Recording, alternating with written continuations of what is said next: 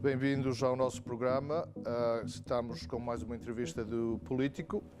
Hoje temos como nosso convidado o Sr. David Franklin, um advogado que está connosco para falar de vários temas que eu acho que vão achar interessante, temas que têm sido falados muito na nossa comunidade e por isso penso que vale a pena prestar atenção ao que o Sr. Franklin tem para dizer.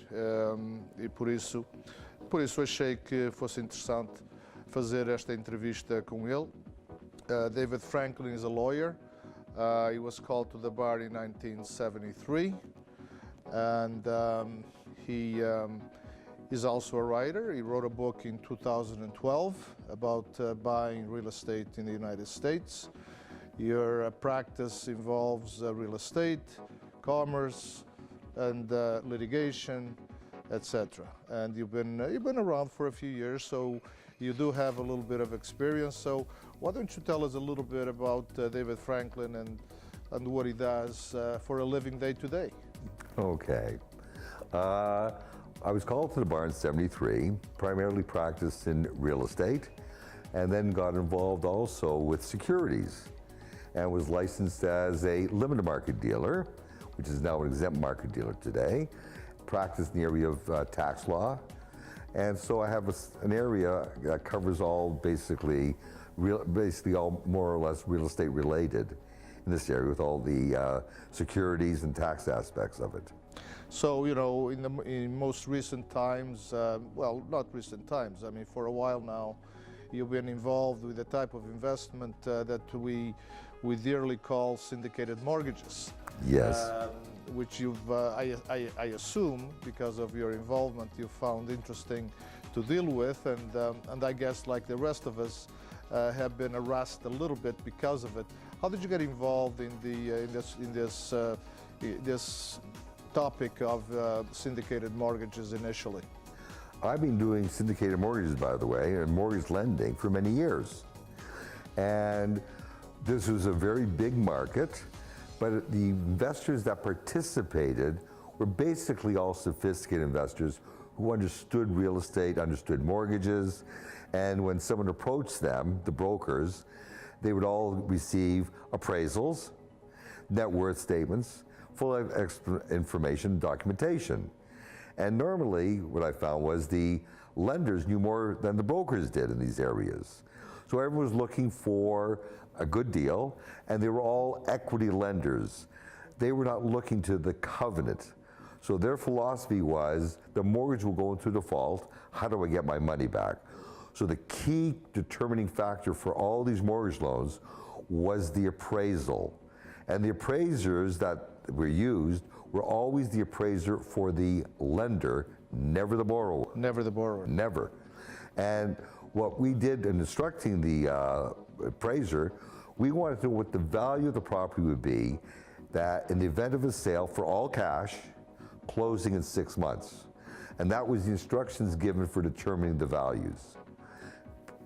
Given all the issues, at least most recently, but I'm sure that the syndication of mortgages as we know them today in the media and all the issues related to Fortress,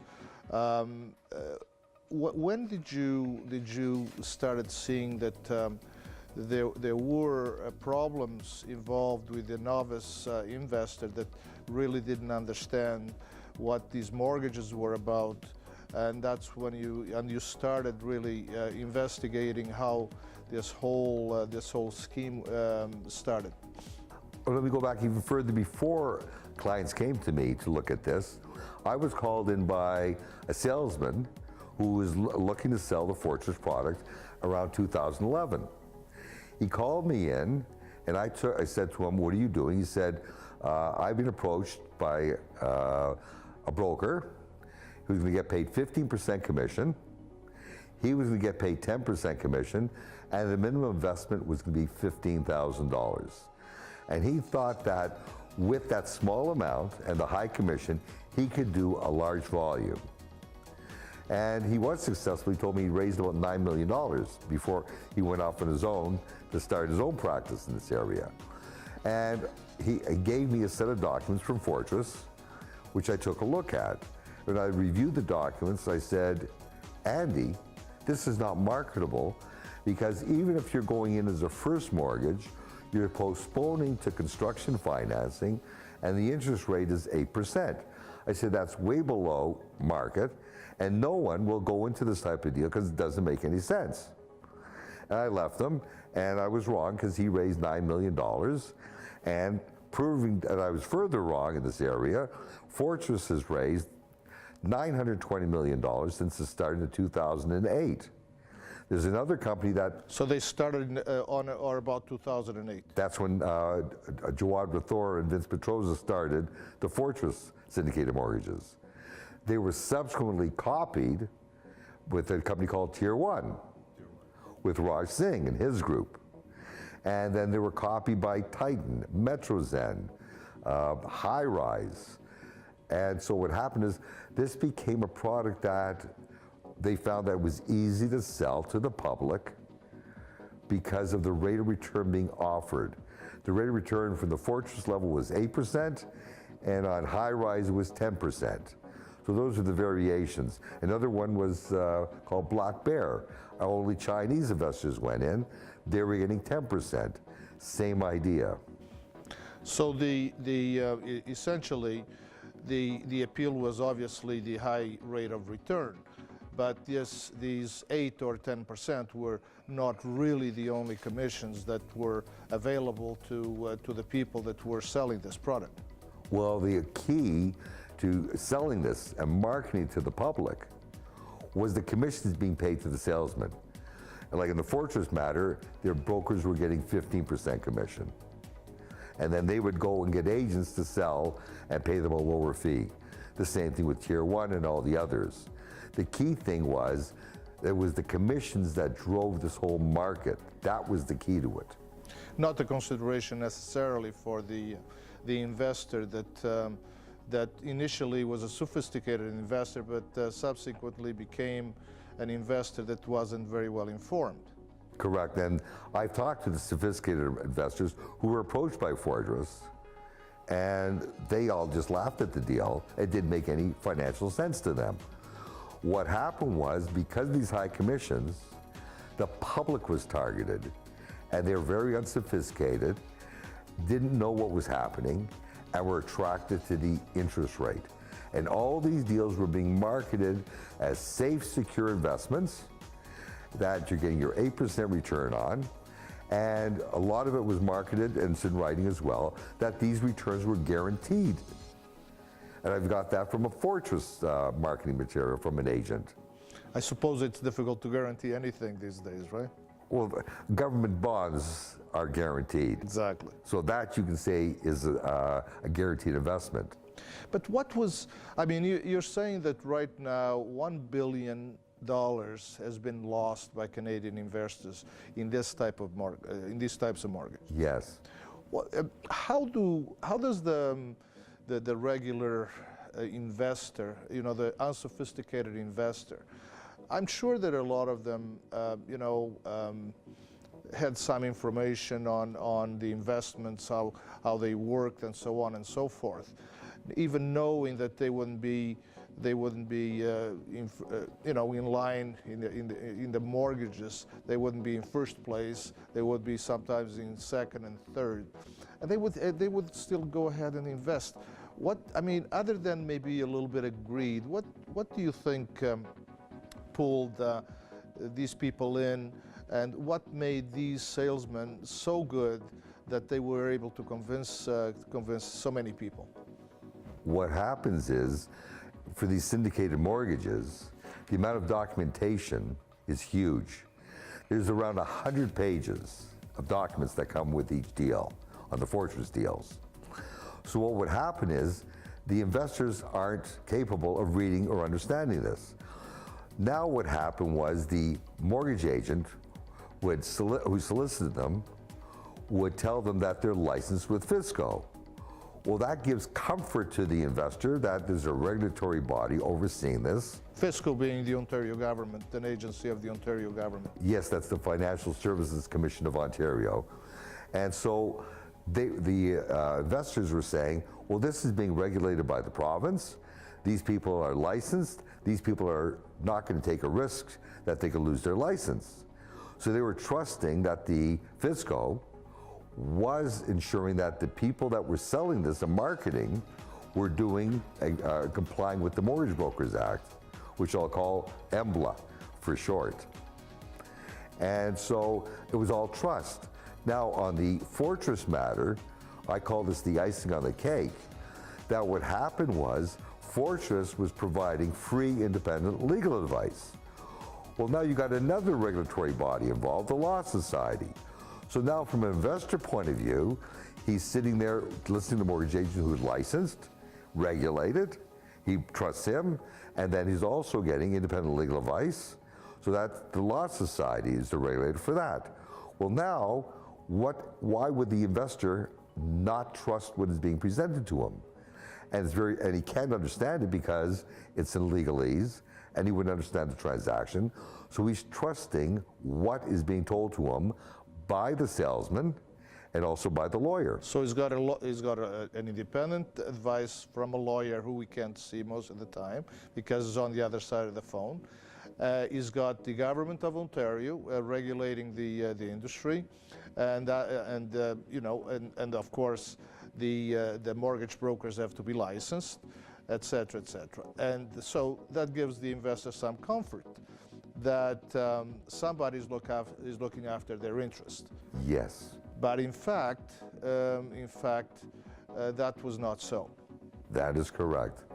And what's happened is, I was at a conference put on by Professor Margaret Beer of Osgoode Hall that was attended by professors from Europe, Africa, the United States, and Canada.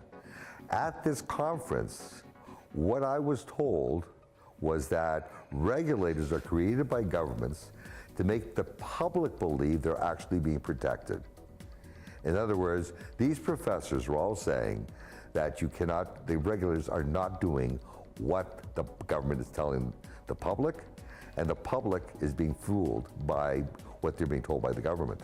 Do you think that maybe the government kind of dropped the ball because they felt that no one was really raising red flags sufficiently enough that that it was really not a very important issue, or they just chose to ignore it? I mean, it's hard to quantify or believe that an agency of the government that was seeing these kinds of problems, that they would just ignore it. It just doesn't make any sense. Well, that's what I'm scratching my head about, because in 2011, Olympia Trust, which is not licensed to do business in Ontario, stated, and there's two newspaper articles on this. One is a story from Reuters, November 2017, and a second one from the Globe and Mail, that Craig Skegg from Olympia Trust, who's now the president, his father was the president in 2011, was approached by Fortress to offer Olympia Trust services for RSPs for these syndicated mortgages. And according to Craig Skegg, they approached Fisco and asked if they could market these, and Fisco said no, because under the Loan and Trust Corporations Act, because you're not licensed, you can't do business here. Notwithstanding that Olympia Trust was told this by Fisco, and Fisco knew that they're not allowed to do business here, Olympia Trust started operating in Ontario in 2011 and continued operating until August 2017. And I sit and scratch my head as to why Fisco would allow this to happen for all these years. It doesn't make sense. And the party in charge of all this was a gentleman called Anatole Monide. Anatole Monide was in charge of all of this, and so I can't understand to this day why he never took action to stop this. Is he still in the same position?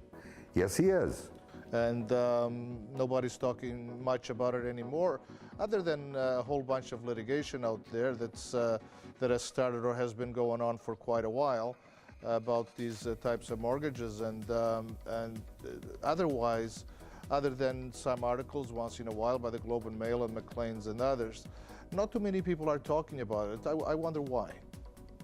What happens is the public, who has been, like Fortress raised the $920 million from 14,000 investors.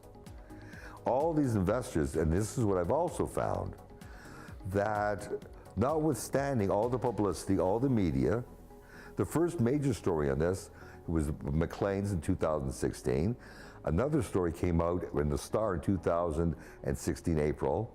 And in that story, it stated that 35% of the funds raised from the investors were being charged as fees.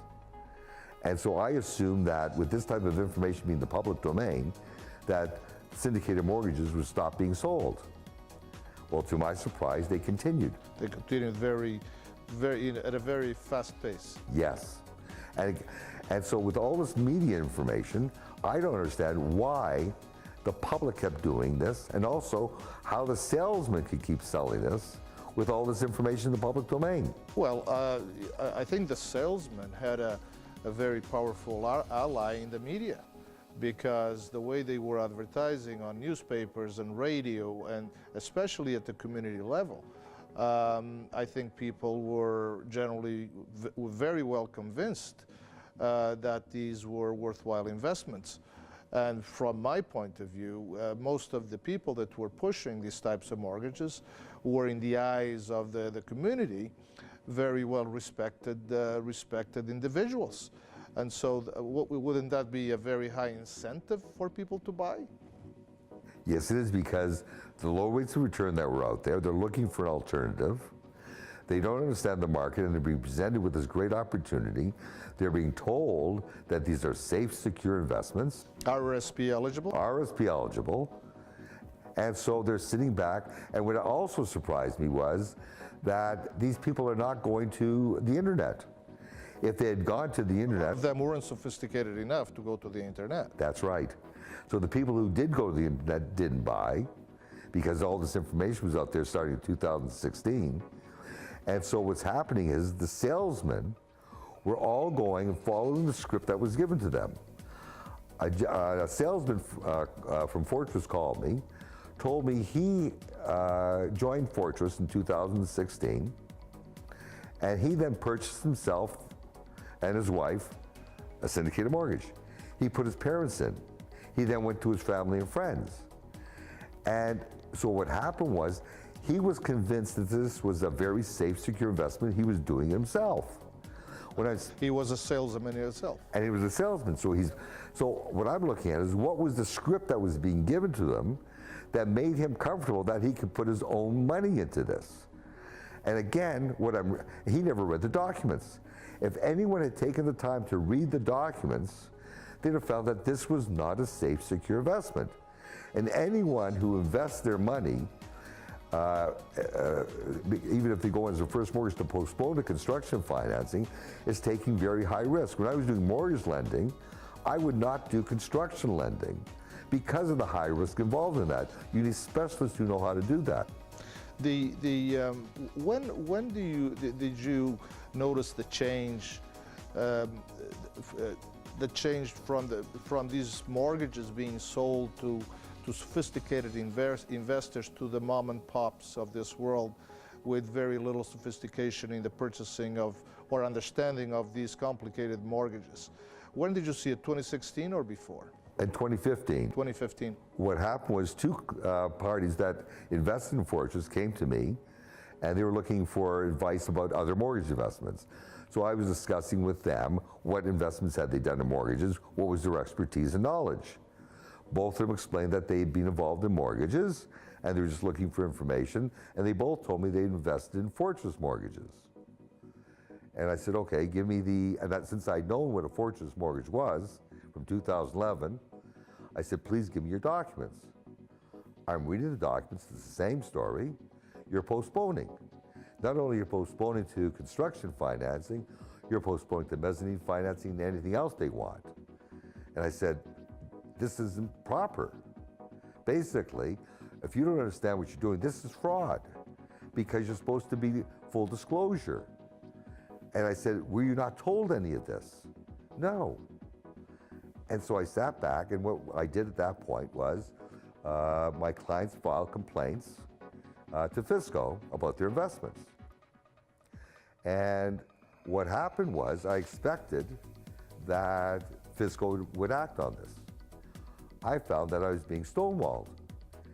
And in August 2015, I sent an email to Charles Souza because I couldn't go to meet with Fisco on my client's complaints. And in the memo I sent to him by email, I set out the fraud in these mortgage investments. As a result of that email, I got a call from Isabel Scovino from Fisco. And so I came and met with Isabel, and I found that Isabel did not understand what mortgages were. And yet she was in charge of this at Fisco. After the meeting, she said she would hand this over to investigations at Fisco. In September 2015, my clients and I met with Gary Brennan, the investigator, who is an ex-fraud cop.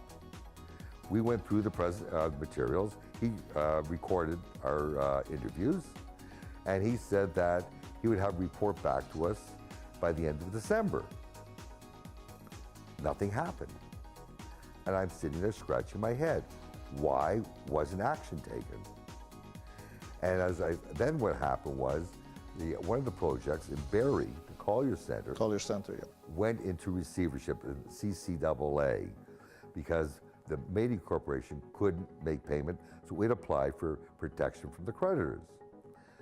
I'm reading the documents from that, and I found this agreement that was on title, that was from the court documents, and what it was is that Fortress had raised $17 million. This is called a development agreement, and the fee being charged to raise the $17 million was $6 million. And so the net amount was 11. I'm looking at $6 million over 17 was 35%. Yes. Well, this was not being disclosed. I sent that document off to Fisco, to Anatole Monid, to take a look at this as well. I found that nothing was happening. I had the article in the Star in 2016. I'm finding nothing is progressing. And then what happened was class action lawsuits were started by Levine Shurkin, Kevin Shurkin and Mitch Wine. On the first project was the Barrie Collier Center in August 2016, that this class action started, and subsequent more class actions were issued, a total of 5. I found that Fisco was not reacting to this. So there were several class action lawsuits, and Fisco was still not investigating or commenting on them. That's correct. And what I did was, because I saw that this was a fraud, I sent emails to Anatole Monid saying that I found that this is a fraud and that you should be calling in the police. I get an email back from Anatole, if I think it's fraud, you call in the police. And I'm finding that's very strange. Why would the regulator call the police in? I took his advice. I got in touch with the RCMP in October 2016. I sent documents to them, and by November 2016, they decided to open the file. The documents I gave to the RCMP was less than the documents I had given to Fisco, and Fisco, for some reason, couldn't find out, notwithstanding they're supposed to be the regulator and the experts, they didn't determine there was a fraud. And here the RCMP had decided there was enough information that there was a fraud that they opened the investigation. We have now ongoing these class action lawsuits. Have they all been resolved? What happened was the defendants brought a motion to the court to have them dismissed. Justice Perel heard the motion, and he dismissed the actions. I asked Mitch Wine what happened, and I said, do you have experience in this? He said, well, he was the one that brought the class action lawsuit on the Trump Tower, and Justice Perel dismissed that. Mitch went to the Court of Appeal and had it reinstated. What happened was, as a result, Mitch Wine and Kevin appealed the decision, and the appeal was heard in June 2018. and we're still awaiting the decision from the Court of Appeal. Normally it comes out in 6 months, so it should have been issued by now. It still hasn't been issued. So all of the class action lawsuits are still alive? Yes, well, pending. Pending. Pending. In the appeal. That's correct, the decision. And the RCMP, and I'm assuming the OPP, they're conducting investigations into these issues? The RCMP is investigating Fortress, and they had a search warrant issued in April 2018. And in order to get the search warrant was based on fraud. And the elements they submitted was that all the values were inflated, that the mortgages were not RSP eligible, and monies were not applied as represented. Up to now, I guess nobody has been charged, and so the investigation still has a while to go, I suppose, before the results are released. So I guess it's a matter of waiting. Fortress is still in business, I suppose. Well, the brokers aren't. The brokers are not. Correct. Fortress themselves. Is Fortress the only company that markets and sells these types of mortgages? Fortress, Jawad Rathor and Vince Petroza, they were using a company called Central Mortgage. Yes. Eldina Galati was behind that. And so they were out marketing these prior to 2012, when 3 brokerages were created. I'll give the shorthand symbol: FDS, FMP, and FFM. They all had contracts with a 15% to go raise the money for Fortress.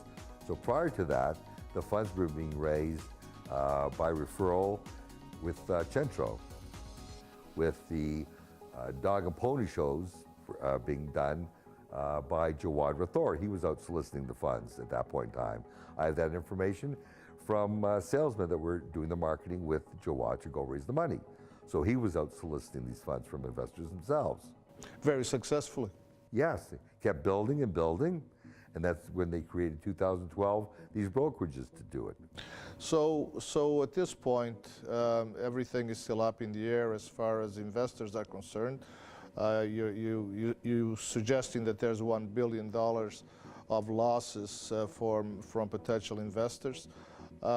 Based on all the investments. What would you say today to the mom and pop who invested their pensions and all their funds, available funds, in these mortgages? Should they have any hope? What I'm looking for now is basically to seek compensation for the failure of Fisco from the Government of Ontario. In August 2014, the Auditor General for Ontario did a report stating that Fisco was incompetent. You would assume that the government, which is in this case would be the Minister of Finance, Charles Sousa, under the Liberals, would have fired the executives of Fisco. What he did instead was he created a panel of 3 people to write a report for him. The report came in March 2016. This report confirmed what the Auditor General said, that Fisco was incompetent. You would assume that he then would have fired the executives. He didn't. And so I'm scratching my head. Did he do anything? Nothing. Nothing. No, when he decided. What do you think? I don't really know why this has been allowed to happen with all this information out there. It's a serious situation. Yes. And so Fisco knew all about this. The Minister of Finance knew about this. They all knew about the fraud. Why did they allow this to continue to operate? Under the current government, we've got a new finance minister, Vic Fedeli, etc. Do you think that if this was brought to their attention, that they would possibly look into it? I would hope so. I have also been communicating with them, emailing them, advising them of the situation, the problem. Also, I've been telling them about the hardship that we've learned of people that have lost their money, all their pensions, and that this hardship was only caused because of the failure of their regulator.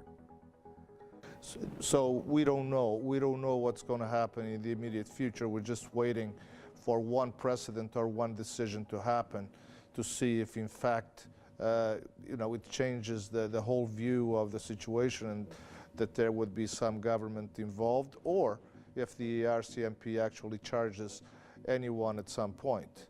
Well, what happens is there's 4 terabytes of information that were seized, and that's all been going through now.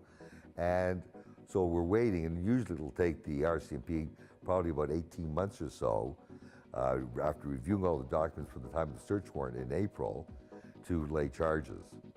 Are there syndicated mortgages still being sold? Yes, there are, I believe. Still? Still. Even with all of this information out there? Yes. Why? Because of the commissions being paid. But people, I mean, the people should have by now enough information not to get into this type of investment, and they're still buying.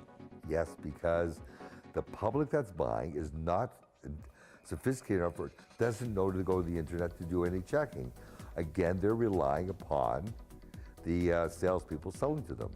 I imagine, though, this is being cut down dramatically because regulations were passed by FSCO reduced the amount of money that can be raised from the public on syndicated mortgages to a maximum of $60,000 once a year. Well, that's amazing to me that in the age of information and the fact that these salespeople peddling these types of mortgages, knowing the suffering that they've caused to so many people, that they still will look at someone and sell these investments, knowing that they probably will never be in first or second place, but more likely in third or fourth place in the pecking order of return if something goes bad. And I believe from my discussions with the salespeople that they have never read the documents or understand the deals they're selling, which is quite shocking. It is shocking. Yes. And again, if you take a look at the Ontario Securities Commission, they take the position that because there's full, complete disclosure being done in prospectus and offering memorandum, that they're protecting the public. Well, they know full well, or they ought to know, that the public doesn't understand or can read these documents. So by taking the position that they're providing full disclosure and that's protection of the public, doesn't make any sense. So in the future, or even in the immediate future, these people that are waiting, to see if there's a resolution so that they could get some of their money back, most likely, and we want to give them hope that they could get their money back, because a lot of people, it's all the money they had. Yes. Is there any sense of hope that the funds can be recovered from anyone, from insurance of some kind, or are these investments, were they insurable at all? I mean, what can we tell people to give them a little bit of hope, if there's any? Well, one is on some of the Fortress deals, they still have projects that could pay back some of the funds that were invested. They have other projects that they'll never see funds, such as their Sky City in Winnipeg, Capital Point, the Fortress Collier Center, Union Waterfront in Port Dalhousie. Those are basically, they'll never see their money back. I've also seen in another deal, and I can't believe this one, that investors on a deal, this is nothing with Fortress, another one, where the investors had appraisals of $7.5 million and the advance $50 million. 7.5 to 50. Yes. And I sat down and said, how could you invest $50 million on a $7.5 million valuation? Again, it's the salesman. And I'm looking at those deals. I saw a second one like that. And what happens is the people don't take any action on those. They sit back hoping that somehow or other they'll get paid back. And the promoters, if you will, all try to give their investors comfort that, oh, don't worry, we're working on it. We're going to see what we can do to get your money back. And so they convince the people not to take any action. So it remains buyer beware and inform yourself. Unfortunately, a lot of these investors are very unsophisticated. Most of them, some of them can't even read the English language. These documents generally haven't been translated into the languages of the communities that they're being sold in. So I suppose, you know, I suppose people just have to beware and ask a lot of questions. And, you know, that's the only thing they can do. The problem is they don't know the questions to ask. They are approached by salesmen. The salesman convinced them that what they're selling is in their client's best interest, and they're there for the commissions. So you can't protect the public that way, and the government's position that by providing all these documentation and information, the public's protected, doesn't work. What we need is the regulators going after the parties that are selling and being proactive to find out what is going on. Prior to Fiscal being created, there was the Registrar of Mortgages. His name was William Vasilou. Bill ran the mortgage brokers for about 10 years during the 90s. Bill's philosophy was that getting a mortgage license was a privilege, not a right. When he found that the broker was breaking the law, he took away their license. And Bill was proactive, which is also required of Fiscal, going out to find out what is going in the marketplace, what is happening. So when Bill would go traveling, he would look at the newspapers, see who's raising money, and go check them out, being proactive. And if they found that they were in breach, he would basically take action, take away their license. Fiscal was created, and the philosophy was changed. Fiscal came to protect the brokers. The philosophy was, we've got to make sure the broker can keep making his living. So what we're going to do is work with them to make them compliant. They forgot about protecting the public. In the Black Bear, which was the Chinese, Dominic Ha was the mortgage broker. He raised the $9 million, had a 10% commission, and he's selling to Chinese people that couldn't read any of the documents. Now, he was sanctioned by Fisco, a small fine. And yet, then the great Black Bear has been on the CBC, been in the newspapers, and he was sanctioned for a small amount, and I can't figure that out. But it's saying, oh, we want to make sure the brokers are fined, small amount, and continue in business. On Tier 1, Fisco came in to investigate, I believe it was in 2014 or 15. They came in, they did their investigation, or what they called an investigation, and what they did was they found 11 breaches, and they went ahead and fined the brokers $500 per breach, total of $5,500. That was it. Now, they raised $119 million, and in October 2016, Fisco finally took action. Well, how is it that they didn't know this when they went in to investigate? And as a result of their investigation, they went in. The brokers were all going out now and telling everyone, we've been investigated by Fisco, we're in compliance. It became a marketing tool. This is what was going on. So what we're finding is, now on Fortress, the OSC sanctioned Jawad Rathore and Vince Petroza in 2011 for violation of the Securities Act.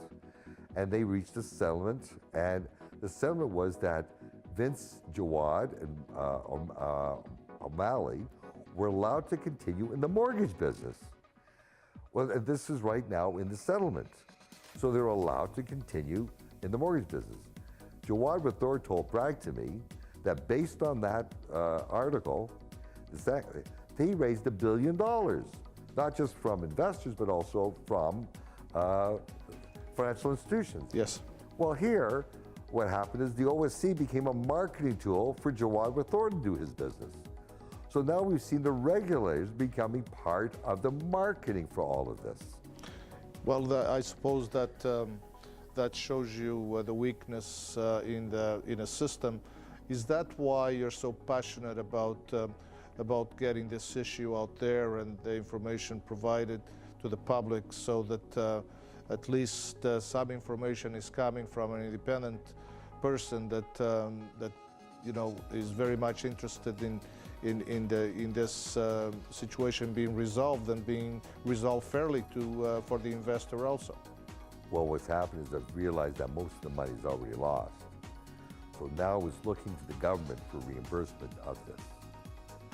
The government usually takes a while to reimburse anything. Yes, it does.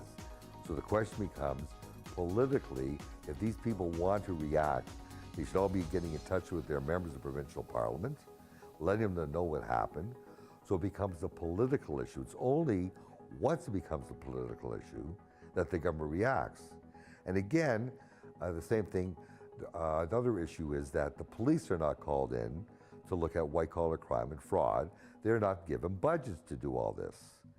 And so I've learned this as well. In the case of Black Bear, York Regional Police was approached, and the person selling the investment, Gary Fraser, had been let out of jail after spending 30 months for fraud. He was out marketing this, and York Regional Police would not take action against them. No budget. No budget. And that's what I'm learning. Also, the police do not have the expertise when it comes to contracts and reviewing it. It's up to lawyers to do that. Yeah, they're complicated documents. That's correct. And so now I'm making a recommendation, which I did to the Minister of Finance, that what should be happening in order to reduce white-collar crime, because there is not the expertise within the police forces, that a committee be created of experts. I'm recommending the initial experts be Peter German, former Deputy Commissioner of the RCMP, who created the IMET division for RCMP, and who is now did the money laundering investigation in casinos in BC, now doing money laundering into real estate. He's got the expertise. He's also a lawyer licensed for Ontario and BC. Jerry Ferguson, Professor of Criminal Law at the University of Victoria, and William Vasilou. These are experts who understand what fraud is. My suggestion was that police forces, when they're approached on fraud or white-collar crime, because they don't have the expertise, contact them. They then review the file. Well, from a little bit of information, they can determine, probably within less than an hour, whether fraud is being committed. If they determine that fraud was committed, that they go back, tell the police to assemble all the documents, present to them. They then have the ability to put the file together on this. There may be maybe 10 hours worth of time for them to put the file together. Even if they're charging, say, $500 an hour, that's $5,000. That's less than the cost that it would be for the police to put it together. They can then instruct the police how to do the investigation, which they can do. This way, what will happen is, we can, by going in this fashion, these people, prosecutions going, white-collar crime can be reduced. That's the idea behind it. Well, I think you provided an amazing overview of what this situation is about, and I'm sure it's going to continue for a while, and more information will be coming out as the investigations take their course, and we're sure we'll be looking to you to continue to enlighten us in these types of situations. And we want to thank you for coming to Comanche TV and give us your view of things. You're certainly an informed man when it comes to this, and I really appreciate what you're doing out there in informing the public. So, Mr. Franklin, thank you. And I would recommend that all the people that have been defrauded, participated, what they do is start taking action, because now they need to protect themselves and also to protect other people from being defrauded in the future from white-collar crime. And it's only if it becomes a political issue will budgets be provided to allow this to happen. So it's got to become the public making this into a political issue that white-collar crime can be reduced. And what I'm saying to people, You know something? White-collar crime is a good business. Why not go into it? You learn how to do the sales techniques and very low chance of being charged by the police because they don't have budgets. So if it isn't stopped, then why not go in and become a white-collar criminal? Fraud is a good business, very profitable, low risk. Yeah. Muito obrigado. Thank you. You're welcome.